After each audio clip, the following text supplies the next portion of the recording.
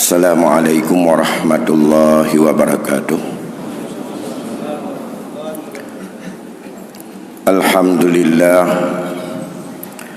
Alhamdulillahillazi hadana lihadza wa ma kunna linahtadiya laula an hadanallah.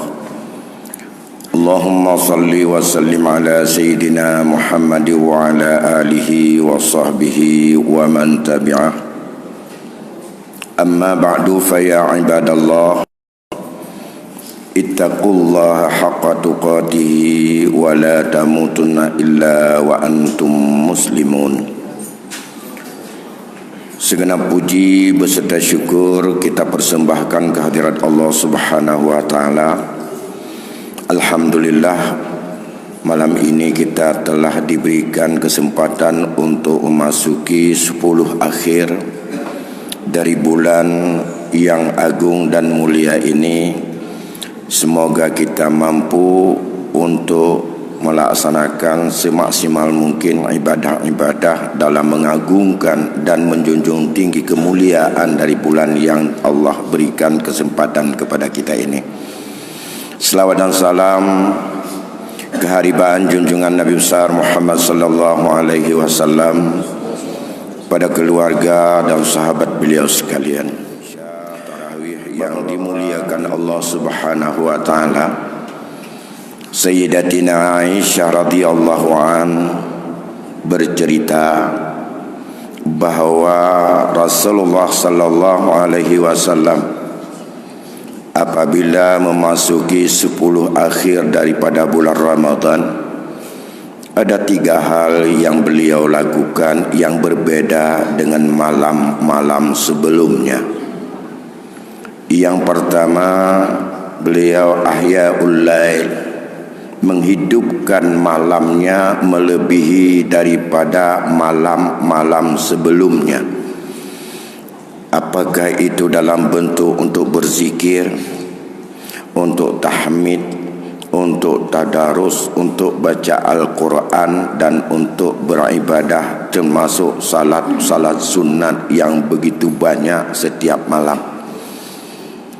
Yang kedua, beliau selalu wayqadha ahlah, membangunkan, memberitahukan, membangkitkan jiwa daripada keluarganya di 10 akhir ini, karena banyak terjadi kelalaian dan tantangan juga lebih dahsyat.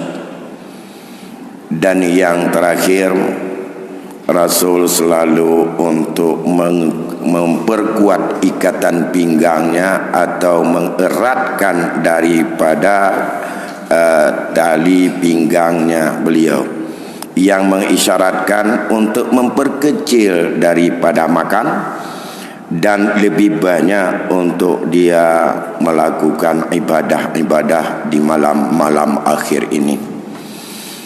Oleh karena demikian, di dalam kita mengikuti daripada jejak Rasul, tentu saja antara malam awal 10 kedua dan ketiga menunjukkan keistimewaan 10 kedua ini lebih banyak amalan beliau.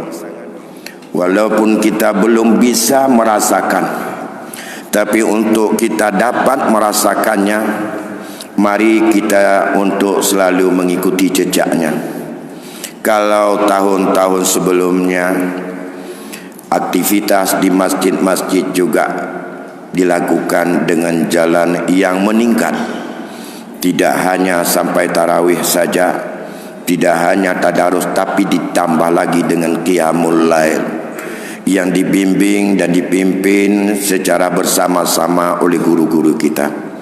Kondisi tahun ini hal itu tak mungkin dilakukan, tapi merupakan kebebasan dan untuk bisa kita melakukan ahya'ul lail yang lebih dibandingkan dengan malam-malam sebelumnya.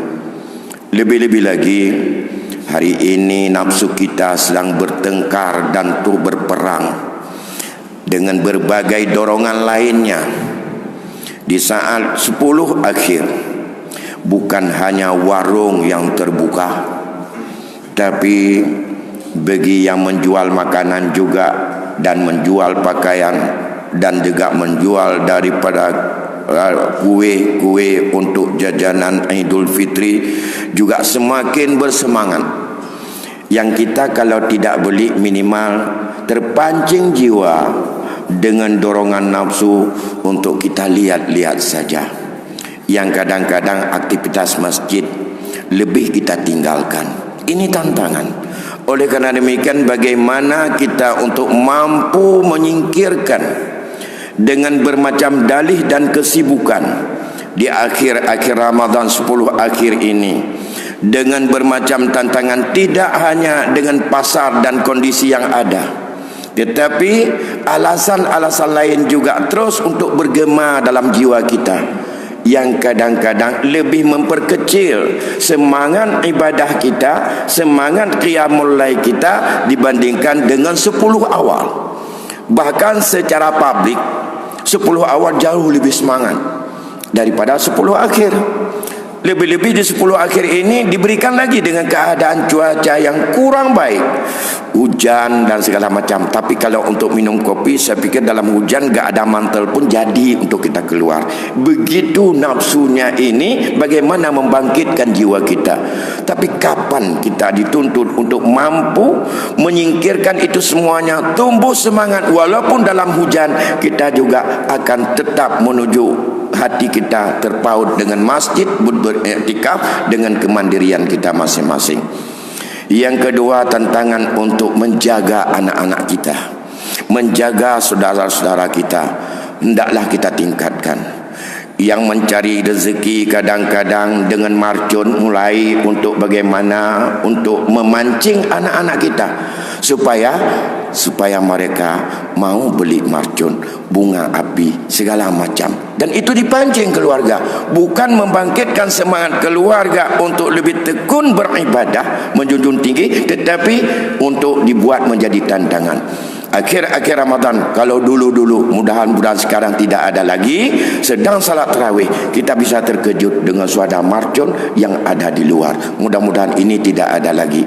Yang ada Honda, yang ngetes Honda, entah ala balapan liar, entah apa, yang penting mutar sini mutar sana yang gak jelas. Dan itulah tantangan. Bagaimana dengan keluarga kita harus mampu kita untuk membangunkan jiwa mereka, mencintai ibadah, mencintai masjid, mencintai daripada orang-orang yang berbuat ibadah semuanya.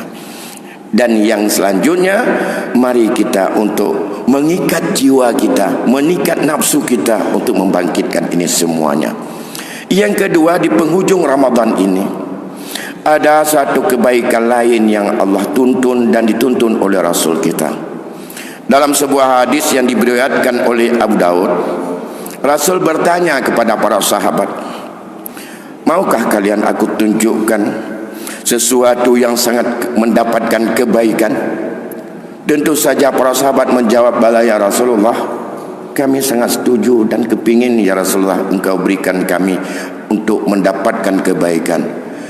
Rasul menjawab, as-siyam filsan, as-siyamu junnah. Jadikan puasa ini sebagai benteng pertahanan dalam rangka untuk tidak mampu digoda oleh syaitan. Was-sadaqatu tutfi'ul khataya kama yatfi'ul ma'u an-nara. Yang kedua, bersedekahlah, di mana sedekah itu akan mampu untuk membumi hanguskan daripada segala kesalahan, sama seperti untuk diredamkan oleh air terhadap bara api yang sedang berkembang. Ini menunjukkan bahawa di samping dalam rangka untuk kita beribadah dengan puasa yang kita jaga, mari kita tingkatkan rasa kasih sayang untuk senang bersedekah. Sedekah yang diwajibkan hanya sedikit, hanya 1 sa' makanan, yang itu wajib dalam bentuk zakat fitrah, yang fungsinya hanya 2, dan kita sedang bersiap-siap ke situ. Yang pertama, tuhratul lis-shaimin, untuk bisa mensucikan dan dengan segala kekurangan ibadah puasa kita. Dan fungsi yang kedua daripada zakat fitrah itu adalah wa tu'matun lil masakin, untuk bisa mengenyangkan kaum miskin atau orang-orang yang statusnya ia itu adalah mengendap kemiskinan. Fakir dan miskin, dua nama yang diabadikan oleh Allah dalam firman-Nya dan banyak ayat. Bahkan dalam kekhususan untuk sebagai pemilik dan mustahik zakat, baik fitrah maupun mal, diawali dulu dengan dua kelompok ini yang sangat membutuhkan. As-sadaqatu lil fuqara'i wal masakin. Persoalan hari ini, siapa yang menentukan fakir dan siapa yang bisa untuk memberikan nama bahwa dia fakir atau dia miskin? Apakah boleh dengan dipulangkan kepada masing-masing kita mengatakan diri kita bahwa kita orang fakir atau kita orang miskin?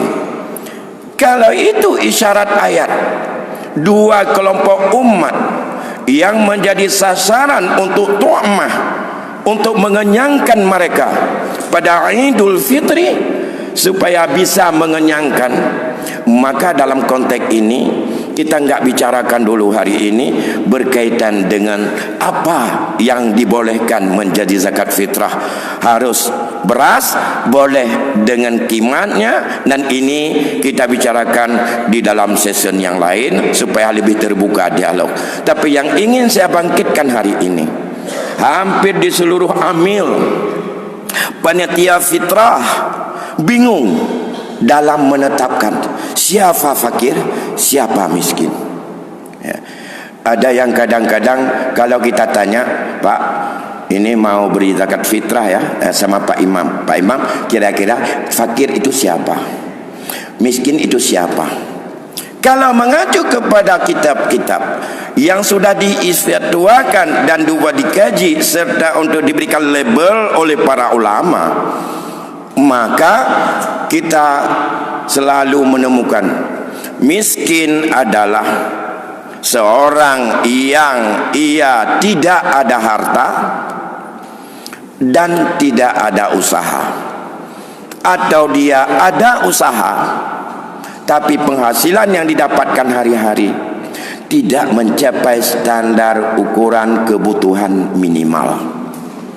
Misalnya, andai kita satu hari ia butuh 100.000, yang dia dapatkan lebih daripada 50.000, tapi tak sampai kepada 100.000. Itu contoh 100.000, bukan sebagai kata yang mati ataupun kata kunci. Lantas sekarang, siapa yang bisa menentukan?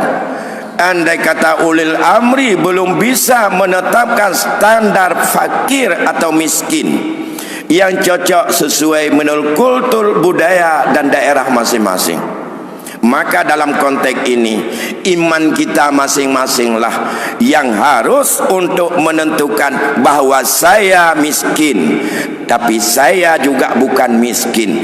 Yang tidak merasa bahawa dirinya miskin, andai kata salah di saat diberikan oleh panitia untuk penerima zakat dengan kata iman, dengan yang sedikit dari beras itu, hendaklah mampu iman kita mengatakan, saya mohon maaf, saya tak berhak untuk menerima karena saya adalah bukan lagi miskin, karena kebutuhan minimal saya adalah terpenuhi selama ini dengan penghasilan saya. Ini yang dituntut, kejujuran iman kita dengan ibadah puasa ini. Bukan justru masing-masing marah andai kata tidak diakui dirinya sebagai orang miskin, dan bahkan menjadi sebagai marah besar andai kata tidak mendapatkan zakat fitrah. Na'udzubillah. Maka lihatlah seorang yang ia bisa untuk mendapatkan kebutuhan harian dan ia bisa untuk membutuhkan dirinya kepada satu hari itu yurni, kata Rasul, maka tidak halal baginya meminta-minta kepada orang lain. Kalau dia meminta padahal dia cukup untuk kehidupan hari-harinya, maka ia sedang mengumpulkan bara api neraka untuk sebesar-besarnya. Na'udzubillah. Oleh kerana demikian, ditanya oleh sahabat kepada Rasul, "Ma huwa ayyuni ya Rasul?" Apa yang menjadi standar bahawa seorang itu adalah sudah menjadi kaya pada hari itu? Cukup untuk makan pagi dan cukup untuk makan siang. Dia anggap untuk hari itu dia yurni, tidak perlu meminta-minta kepada orang lain. Maka hari ini dalam konteks ini perlu dicermati. Semoga kita di dalam menghadapi satu kewajiban ini sebagai seorang mukmin, seorang muslim, mari kita untuk menyikapinya dan mari kita untuk menerimanya secara jujur sesuai menurut kata iman. Kalau memang kita sudah merasakan memang ada kemampuan dan cukup untuk kehidupan batas minimal, hendaklah jangan kita berburu untuk meminta zakat fitrah itu, supaya saudara-saudara kita yang betul-betul miskin akan bisa menikmati daripada sedekah yang Allah wajibkan kepada kita yang punya kemampuan untuk mengeluarkan di akhir Ramadan nanti. Demikian yang dapat kami sampaikan pada malam yang berbahagia ini. Semoga memasuki 10 akhir ini akan lebih menghidupkan hati kita dalam rangka untuk mengisi malam-malam dan siang-siangnya untuk mendapatkan daripada ridha dan menjual hidayah dari Allah. Amin ya rabbal alamin. Lebih kurang saya mohon maaf. Wassalamualaikum warahmatullahi